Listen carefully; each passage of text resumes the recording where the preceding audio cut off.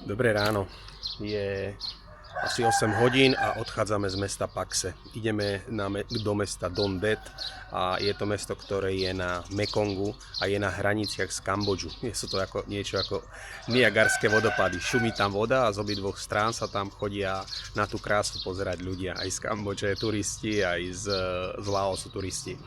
No, Mekong tam je neuveriteľne až široký a po tých ostrovoch sú tam mestá a dá sa tam aj chodiť na motorke, na bicykli.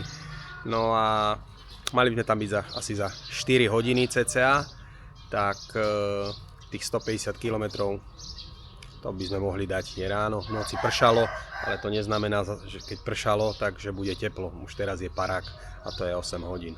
No a malo by to byť jedno z posledných aj videí, lebo už unáva materiálu, kamera nám ako si odchádza, tablet, všetko odchádza v tom Laose.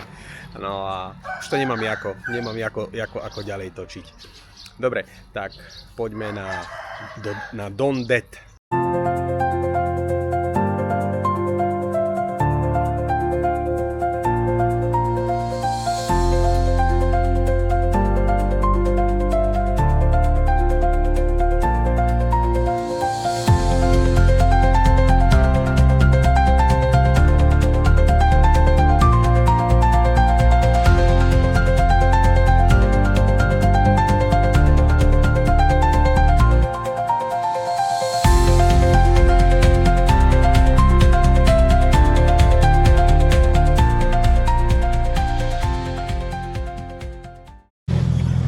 A toto ani pravda není, to sa nedá prejsť toto, ja mám ešte 80 km, to sa nedá prejsť, to sú diery, Krista, Boha, no neuveriteľné, no to...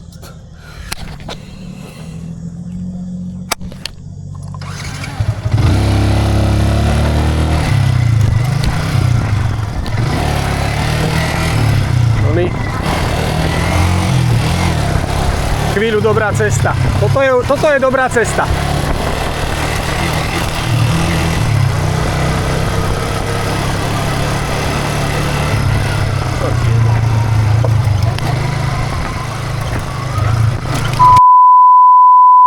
Tony, no. Boha! Ani prednou brzdou nemôžeš brzdiť.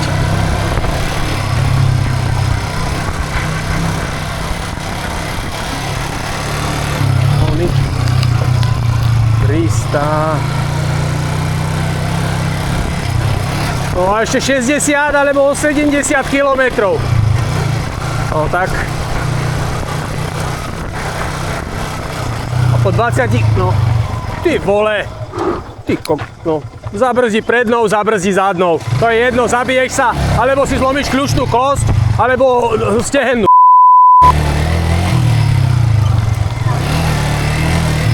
No čo si, no, podívaj sa. Aha. A to aj cez dediny všade. Ani prudko pridávať nemôžeš, lebo zase dostaneš šmik. Ježišmaria, aha. To sú diery, že tam spadne krava a cesta je v rovine. Oha, čo ste sa tu posrali. Keby tu aspoň válec prešiel a nejaký buldozer, že im to tu tie diery... Nič. No darmo, stredovek je stredovek. Druhýkrát brodím Mekong. Ja nemám energiu. Tých posledných pár metrov, kilometrov, desiatok kilometrov vlastne, čo bolo tragických a už ďalej neidem. Zaplatil som Charonovi, nech ma preveze. Lebo som si myslel, že opačná strana... OK, here I go. Že opačná strana je... From Europe!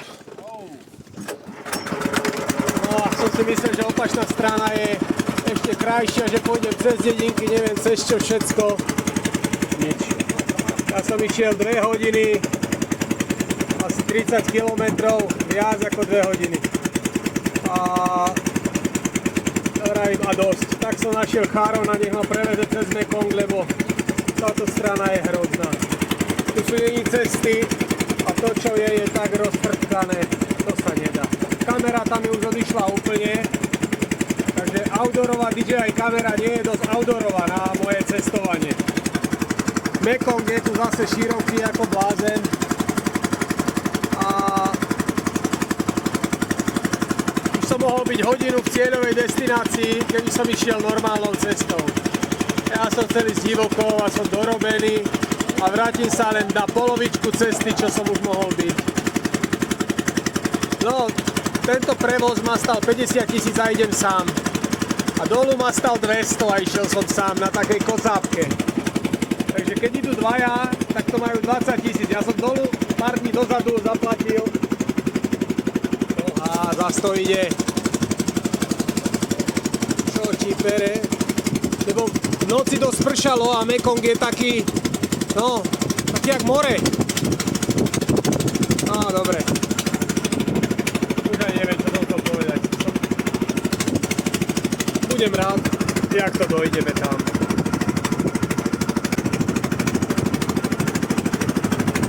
Oha. Mekong sa mi podarilo prebrodiť na malej loďke. A asi čo pol hodiny, alebo hodinu odchádza takáto veľká. A mne dozaj lepilo z tej cesty. Vždycky na opačnej strane, kde je prevozník, je takýto chrám. A to isté bolo aj keď som to spravil pár dní dozadu na hore pri tom ankore, pri tom starom chráme. No ale je tu širokánsky ten Mekong, ozaj.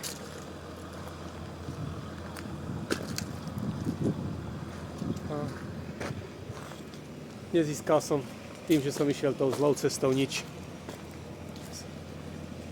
A nič, ideme teraz na ten Nakasong, tam zoberieme ďalší trajekt a prejdeme na jazero, na ostrov Don Det.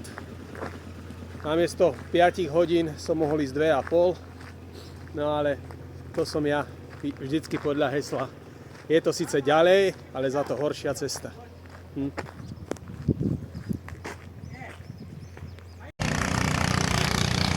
Mesto Nakasong, najjužnejšie mesto v Laose.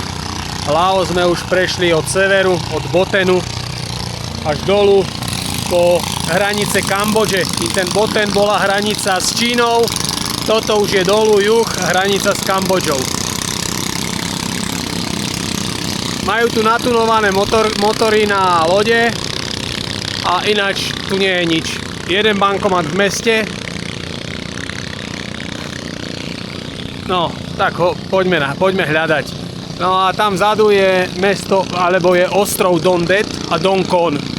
Zastávka všetkých turistov a keďže aj ja som teraz turista, no niektoré tie člny majú teda fakt katastrofálny zvuk. Na to, že sú kilometr od nás, tak ako čo našiel vedľa cesty, spojaznel, hodil na čln, čo našiel odstavený niekde po Indiánov, no a zarába. Dobre, ideme hľadať bankomat, potom trajekt, zase čln cez Mekong na ostrov Don Det.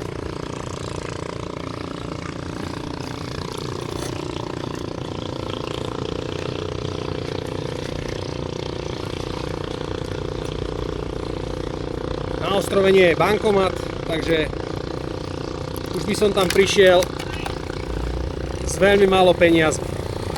A bol by problém. No zase som není tak ďaleko. Tu je Mekong. Krásne vodné bivoly, aj tu je jeden baheňák. Ale neviem, ako prejdem na druhú stranu. Nie je tu žiadny prevozník. Takže hľadám svojho Charona a nič.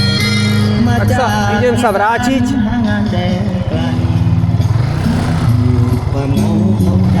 No a hľadajme Charona.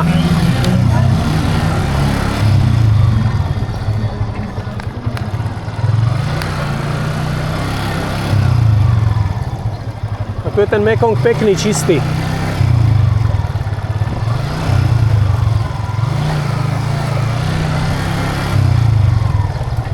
To je asi bieda, keď ešte aj benzín predávajú na politrové fľašky.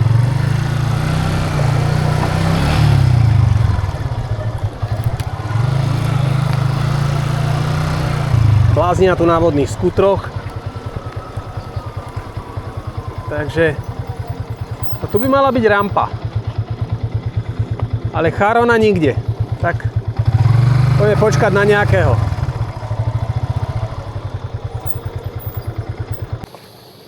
Už sa mi nechce nič. Dorobený jak pes, jak otrok. A to som prešiel dneska pár kilometrov, 150 kilometrov a dobitý som jak otrok. Tu niekde by mal byť môj Charon, aby ma previezol za Dukát cez rieku Styx. No a nič. Nič. Tak počkajme na ňo, on isto príde. Asi je na druhej strane. Našiel som Charona, ktorý ma preveze. Tento mi nechce povedať cenu. A Charon povedal 100 000, takže už sme sa viezli za 50, teraz za 100 a potom pôjdeme, ale už aj za 200, takže tento Charon je ešte celkom v pohode a vyzerá, že loďka je taká celkom safe, bezpečná. Áno, stop. Máme stop a dneska druhýkrát cez Mekong. Tak, prvé momenty na ostrove Don Det. Je to tu pekné. Je to tu super, krásne. Fakt, že má to tu taký vibe, taká malá dedinka na brehu Mekongu. Turisti sú tu takéto malé guesthousey. Bože, koľko stojí izba. My hľadáme takisto ubytko ideálne na brehu Mekongu, ale keby aj nebolo na brehu Mekongu, je to jedno. Sme tu 2 noci. Dneska pokúkame a zajtra jaké pekné.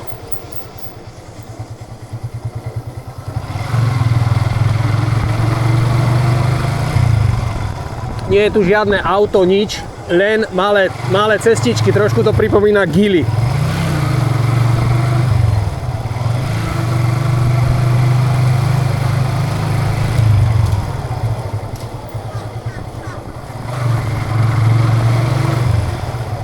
Všetci predávajú kávu, espresso.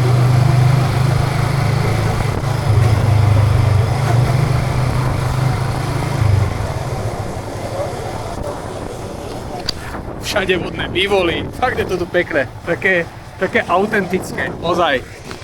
Veľmi pekné.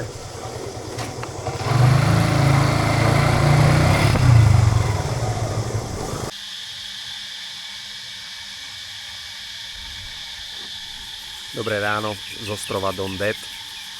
Tu na brehu Mekongu. Tamto je most ešte z čias kolonizácie a je to most na ostrov Don Con. Obidva ostrovy pôjdeme presondovať, ale je to skôr na bicykel. Motorkou to je tak 10 minút dookola. Tak asi som si ju ani brať nemusel, no ale je tu krásne. Je tu fakt, je to úplne iné miesto a je to taký kľud. Mekong tu je neuveriteľne široký. Pôjdeme sa pozrieť do starého prístavu francúzského a pobeháme ostrov. Takže toto je moja chatka za 200 korún. A ideme.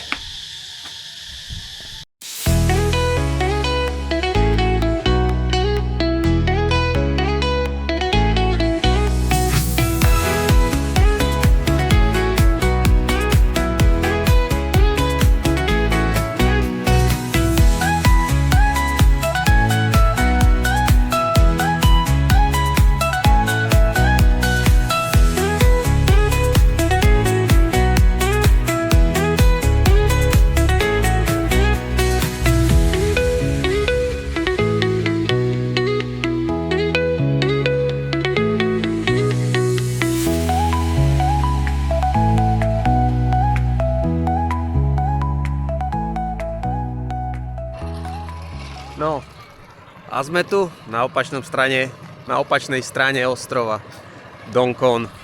Toto je historický prístav. No, akorát odchádzajú rybári. A tam z tej strany je Mekong splavný potiaľto. No a tam sú tie pereje vzadu, kvôli ktorým tu chceli tí Francúzi, aby mohli z dola dovážať loďou hore po Mekongu, tak museli vybudovať nejaké koľajnice. No ale nejako sa im to nepodarilo, projekt skrachoval, ostalo len torzo tých koľajníc a ešte aj lokomotívu tu nechali. No a Mekong stále zostal v týchto miestach nesplavný. No ale je to krásne miesto, kvôli týmto ostrovom všetkým možným, je ich tu vyše 4000, sa to aj volá, 4000 ostrovov. Sú tu aj pláže na tomto ostrove Don Con, také pieskové, a dokonca sa dá aj z vrchu, z toho prvého ostrova Don Con, lebo oni sú pod sebou, len tak skočiť do Mekongu a plávať dolu a vidíte pri chatke. Dá sa to bez problémov. Včera mi to jedna suseda z bungalovu povedala, len treba dať pozor, niektoré skaly sú ostré a treba tú trasu trochu poznať, takže asi zobrať na tento domáceho, ale voda je tepľučká a je fakt pekná a čistá. Vôbec to nie je ten kalný, hnedý Mekong, ako je vo Vietname dolu pri Ho Chi Minhovom meste, ale tam sa už pri Saigone, ale tam mesto Kanto, ale tam sa už v podstate vlieva, tam má 9 tých vetví a tam už sa vlieva do oceánu. Takže takto nejako vyzerá. Ozaj pekné miesto. A ten ostrov je pre turistov ako robený. Sú tu úzke cesty na bicykel a tých motoriek tu je fakt len minimum. Ani som si ju tu nemusel nosiť, kľudne mi ten bicykel stačil. Nevedel som. No a sú tu také zákutia, že veľmi pekné miesto. Veľmi pekné. Ozaj.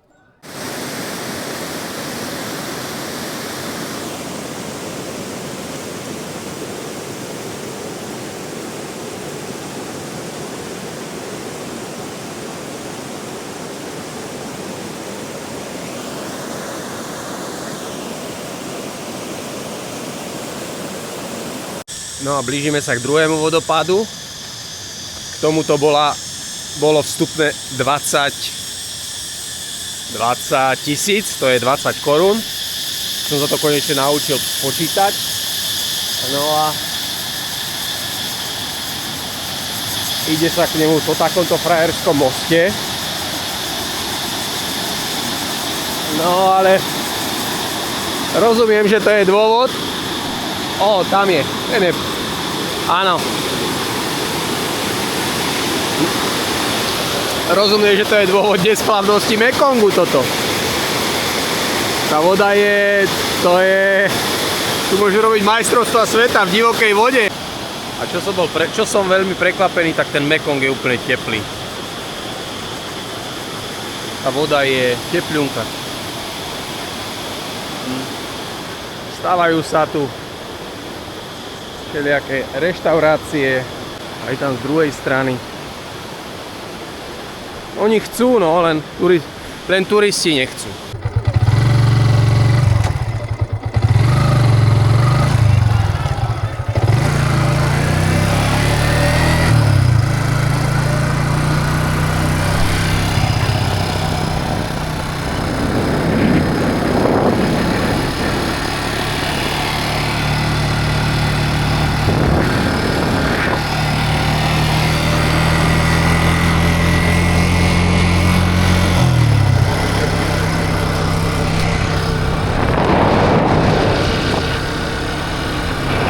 Toto všetko je Mekong.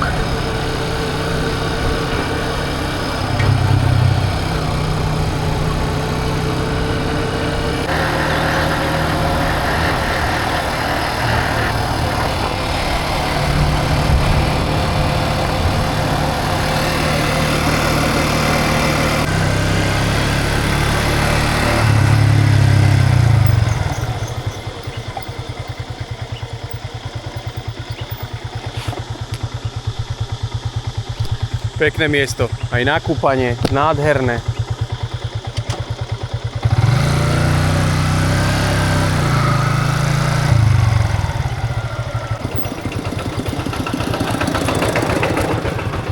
Viete čo, dostal som nápad. Koľkokrát v živote sa môžem kúpať v Mekongu? Ideme späť.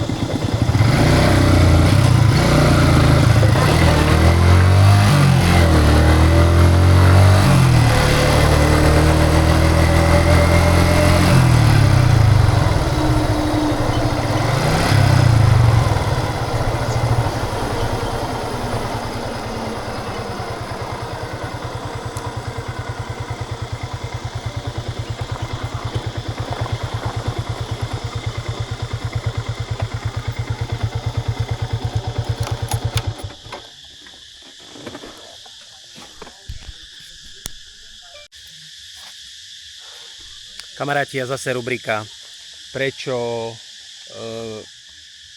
muži žijú kratšie ako ženy. Ale kedy v živote sa bude môcť okúpať v Mekongu? Alebo kto si môže povedať, že sa kúpal v Mekongu? No tak poďme vyskúšať.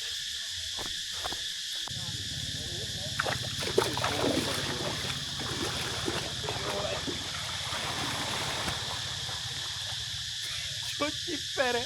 Čo, ale ten prúd tu je silný.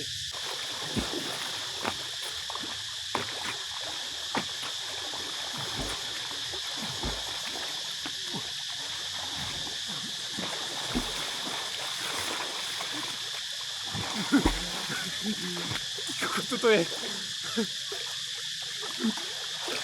Čo ti pere? Ten ostrov nemá chybu. A jeden aj druhý. Krásny.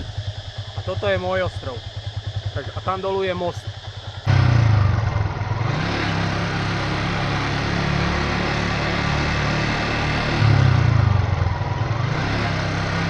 Krásne miesto.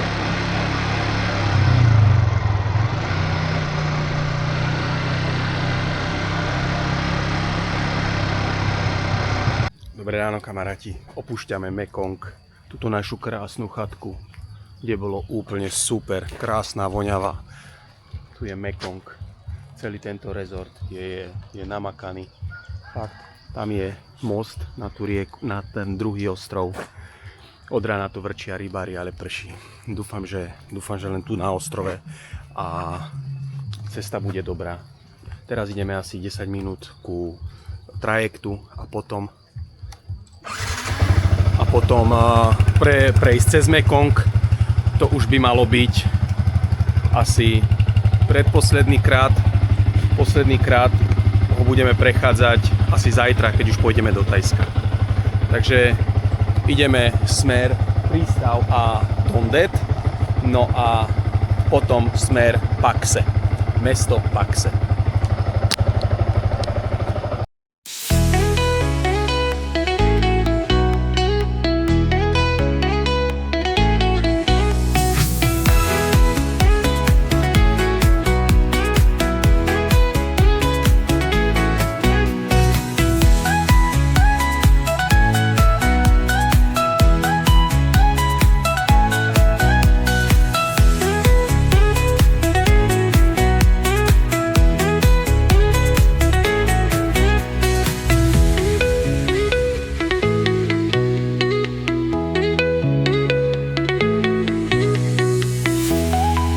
Dobré ráno, dneska je piatok, piatok, tie dni idú. Piatok, 8 hodín ráno a my opúšťame mesto Pakse, odkiaľ sme prišli včera z ostrovov Don Det a Don Kon. No a je tu posledný deň, o hodinu sme na hraniciach s Thajskom. Zlomený držiak na kufor a potom vietnamskými kamarátmi zvarený je znova zlomený, takže znova budem musieť v Thajsku nájsť niekoho, kto mi ho znova zavarí. Tú hrubú pásovinu, ktorú sme na kvalitných cestách laoských zlomili. No a keďže človek je tvor zabudlivý, miestami až sprostý, to často vidíme aj na preferenciách volebných strán, čo človek si nepamätá, čo bolo pár rokov dozadu. No sa tu asi ešte budem chcieť niekedy vrátiť, ale ozaj musím zabudnúť na tie varhany, musím zabudnúť na tú cestu, na tú jednoduchosť miestnych obyvateľov, no a ja myslím, že raz isto ešte prídem. Musím tu doniesť kamienky, ktoré som si odtiaľto zobral a musím ich znova dať na miesto. Dobre, tak ideme ku thajským hraniciam.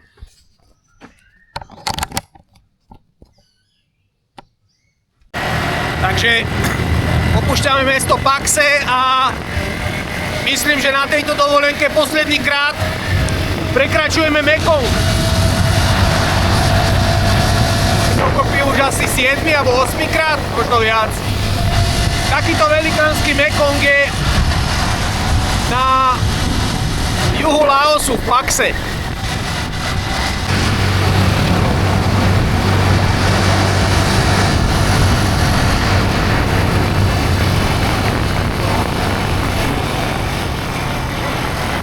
Tak konečne opúšťame Laos. No a poďme si pre razítka a pokračovať ďalej.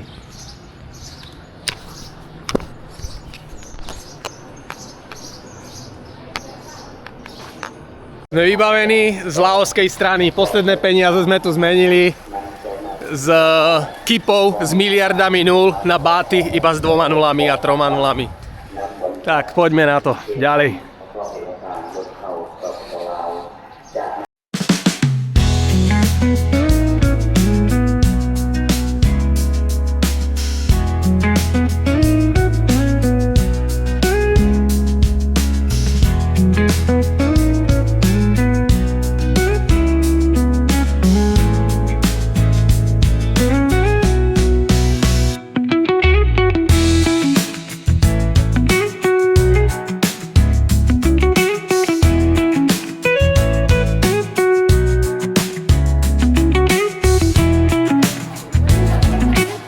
Z nejakého dôvodu chcú kopie a toto všetko čaká na kopie.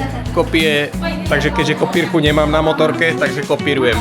Ide sa postaviť na 6. schod do rady, no a budeme čakať. A je to ako v 80. rokoch, keď budem chcieť niečo prekopírovať, tak zaplatím 2 koruny za čierno-bielu u nás.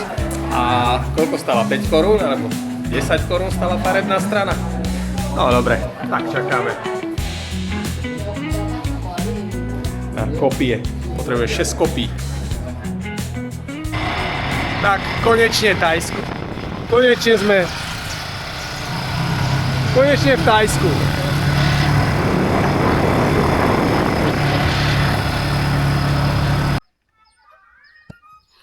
Sme na krásnom mieste. Volá sa to tu Wat Siringhorn.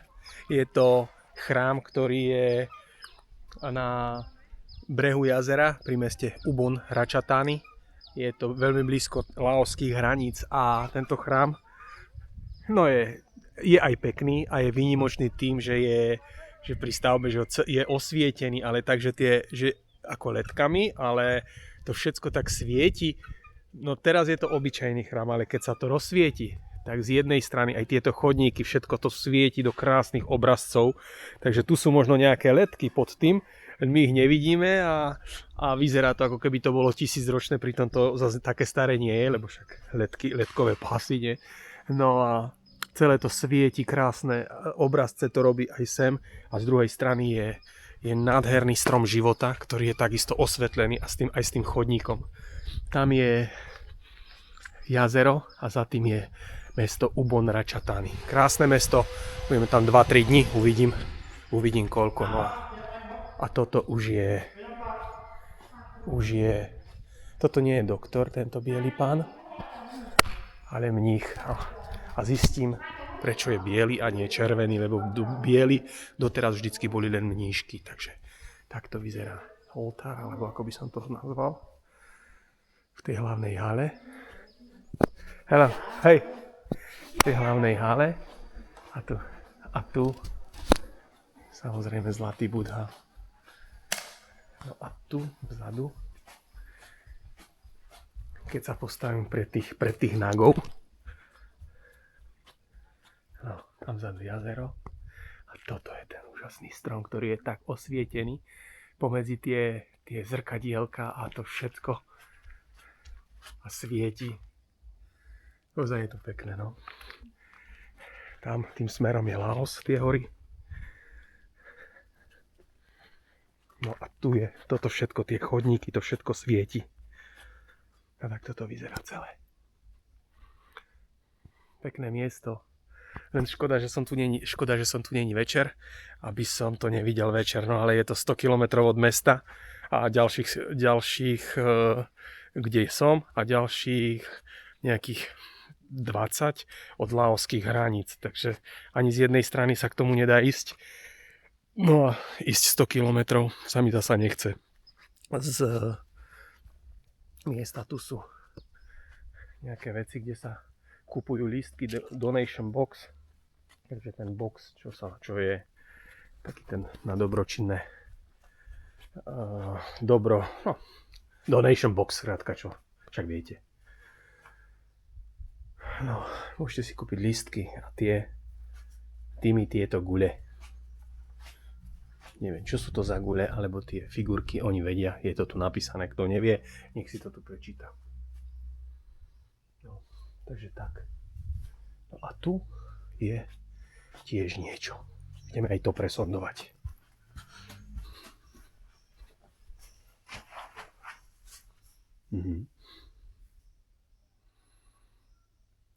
Každý chrám má nejakého toho svojho mnícha známeho, alebo a tuto je zrejme ten, ktorý tu bol odtiaľ.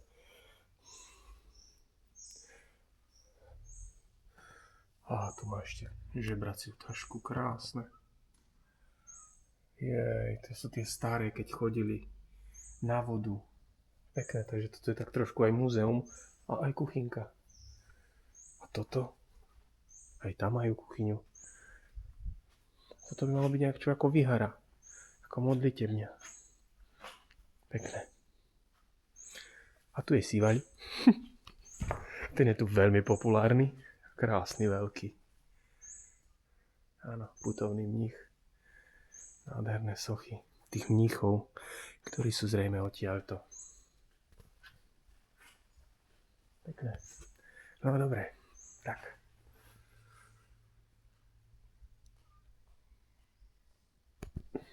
Tak zatiaľ tak. Z tohto pekného miesta.